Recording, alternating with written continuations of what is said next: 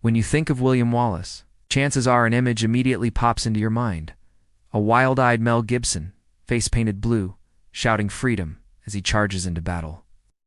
That scene from Braveheart is iconic, but here's the truth.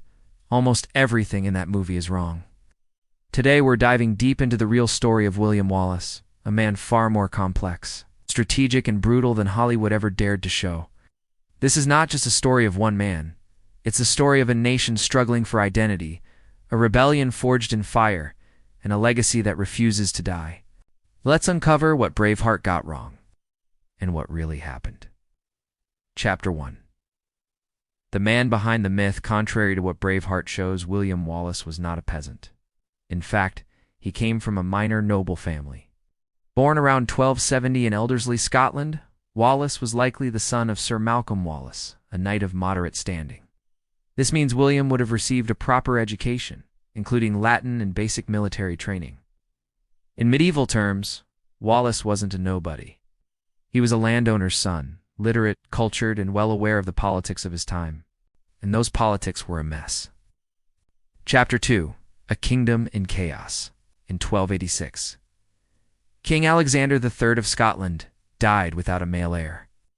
His granddaughter, Margaret the Maid of Norway, was supposed to succeed him, but she died before even reaching Scotland.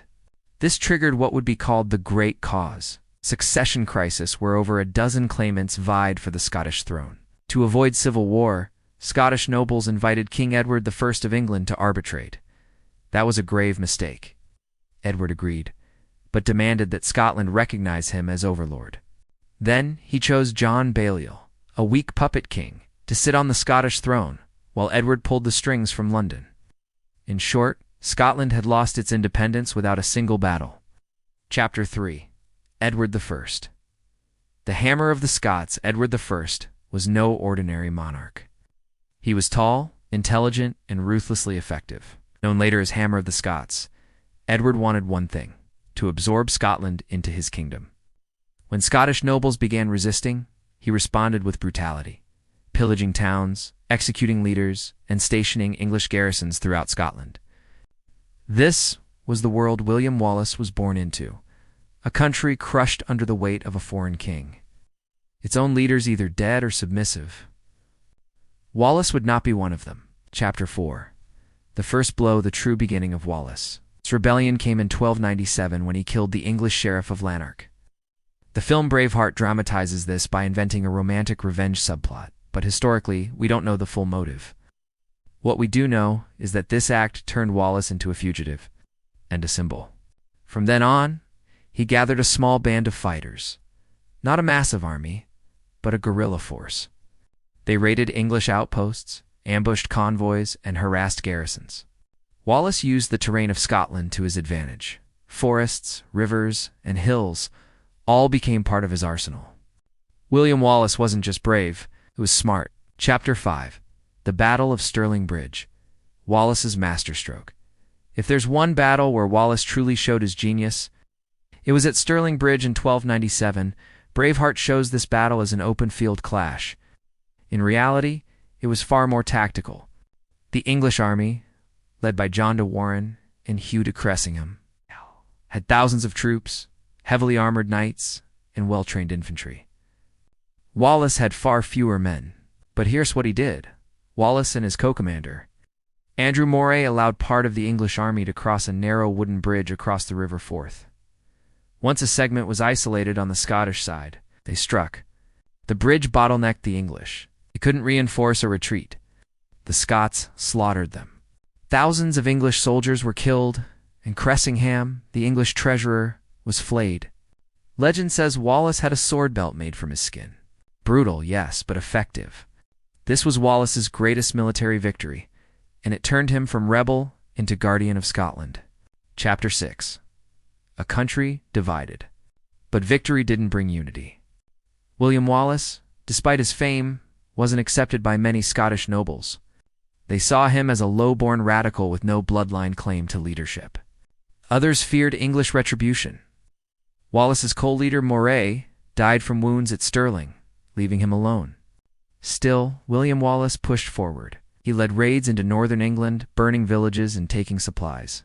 His goal wasn't conquest. It was to force Edward I to withdraw and negotiate. Instead, Edward prepared to crush him. Chapter 7. The Turning Point. Falkirk. In 1298, Edward I personally led an army into Scotland. Wallace met him at Falkirk, but this time, his tactics failed. William Wallace had arranged his forces into schiltrons, tight circles of spearmen, to repel cavalry. But Edward had long bowmen from Wales, and they rained death from a distance. The schiltrons broke, and the Scots were routed. Wallace survived, but was forced to step down as guardian of Scotland. Disgraced, he vanished from the political spotlight. For many, this would have been the end. But Wallace wasn't done. Chapter 8. Years in the shadows. Between 1298 and 1305, William Wallace became something of a ghost. He traveled secretly through Scotland and abroad, including a diplomatic mission to France, trying to gain support for Scottish independence. There's even evidence he visited the papal court in Rome. The movie never touches this chapter of his life, but it shows how determined William Wallace was. He didn't give up the fight, took it beyond the medieval battlefield. Without support, without allies, his cause was growing colder. Chapter 9. Betrayed and Capture. In 1305, William Wallace was betrayed by a fellow Scot, Sir John Menteith, a noble who turned him over to the English in exchange for political favor. Wallace was captured near Glasgow and taken to London. There he was paraded through the streets in chains, accused of high treason. William Wallace, his response? "I could not be a traitor, for I never swore allegiance to the English king." It was a powerful statement of principle, but it didn't save him. Chapter 10. The most brutal execution in English history. William Wallace was condemned without mercy. His execution was a message. This is what happens to those who defy the crown. On August 23, 1305, he was hanged until nearly dead. Drawn, his body dragged through the streets. Disemboweled while still alive, beheaded, and quartered. His limbs were sent to different parts of the kingdom. His head was placed on a spike above London Bridge. It was intended to erase him from memory. It did the opposite. Chapter 11. The legacy Wallace left behind. Though William Wallace died in agony, his legend lived on. Only a few years later, another Scottish leader would rise. Robert the Bruce.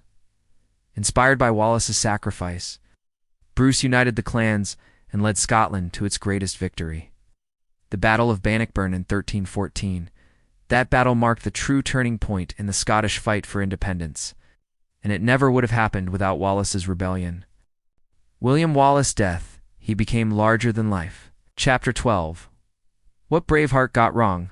Let's set the record straight on some key inaccuracies in Braveheart. The blue face paint.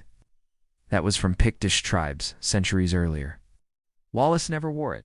The love affair with Princess Isabella. Fiction. She was only 9 years old when Wallace died, and living in France. The Battle of Stirling, there was a bridge. It was the defining feature. The movie ignored it entirely. There was a bridge. It was the defining feature. The movie ignored it entirely. The idea that William Wallace led Scotland alone? False. He had partners, allies, and rivals. But the biggest myth? That William Wallace was just a brute driven by vengeance? In truth, he was a man of vision, educated, strategic, and unshakably loyal to the dream of a free Scotland. Chapter 13. Hero or terrorist? William Wallace. He broke laws, killed officials, burned towns. But he also fought against occupation, oppression, and injustice. In his time, there was no middle ground. You either bowed or you resisted. Wallace chose resistance. His methods were harsh, but so were the times. And unlike many rebels in history, he never sought power for himself. He never crowned himself king. He never betrayed his cause. He died for it. William Wallace was not the man you saw on the movie screen. William Wallace was greater, more complex, more terrifying, and more inspiring. And perhaps that's why his story still matters today, not because he wore face paint or shouted freedom, but because he meant it. Because even in the face of impossible odds, he refused to kneel. If this deep dive into the real William Wallace fascinated you, make sure to hit the like button, subscribe, and turn on notifications. because we have more untold stories of real heroes, rebels, and legends coming your way. And tell us in the comments, was Wallace a freedom fighter or something else entirely?